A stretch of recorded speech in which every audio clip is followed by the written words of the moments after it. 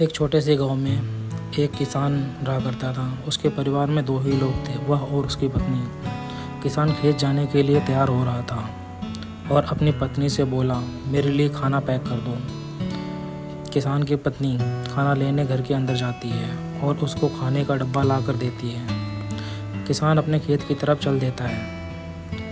रास्ते में उसको एक बाबा मिलता है जो बहुत भूखा होता है। बाबा बोलता है, बेटा कुछ खाने के लिए दो, बहुत भूख लगी है।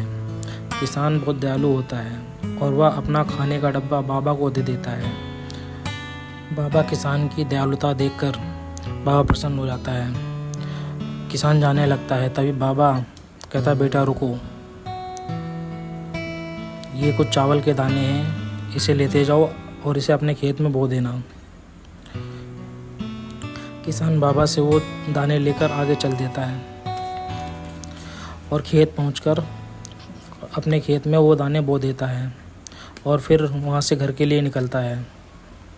जब वह घर पहुंचता है तो घर में अपनी पत्नी से वह सारी बात बताता है कि आज उसे रास्ते में एक बाबा मिला और बाबा बहुत भूखा था, तो बाबा ने मुझसे खाने के लिए कुछ मांगा और मैंने अपना खाने का डब्बा बाबा को दे दिया।